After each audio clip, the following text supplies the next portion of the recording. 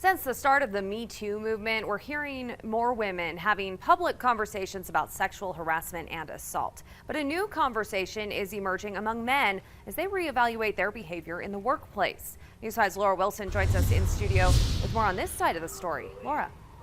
Yes, let's be clear here. We're not talking about men who make unwanted sexual attempts or who maliciously harass women. We're talking about behavior that by work standards may be acceptable, but that men are now questioning whether women are okay with. The 5 letters that started a movement. I think our country is different. I think that things will be different going forward. Me Too. Those words being heard loud and clear across the country, including Colorado Springs. I am a little bit more sarcastic and friendly at times, so I do make sure I watch what I say. In the professional setting, I need to make sure that nothing I say can be taken the wrong way.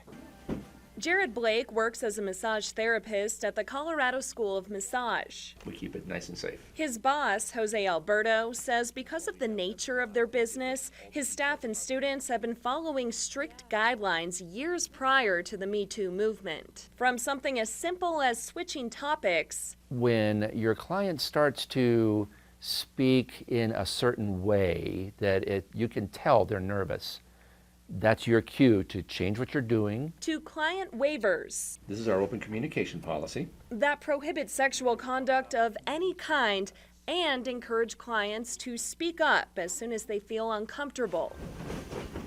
But even so, Blake says he's been more hypervigilant at work since #MeToo, especially since touching a woman is in his job description. One of my male clients, I'm like, yeah, just hop under the sheets, I'll be right back. But if I have a female client, I'm like, can you please undress to your comfort level? We're here to make sure you feel good. We're here to make sure that you're safe, secure. He admits things are changing, but change can also be a good thing. They're worried and they're nervous and they might do something accidental, but in the same way, it's good because people are becoming more aware.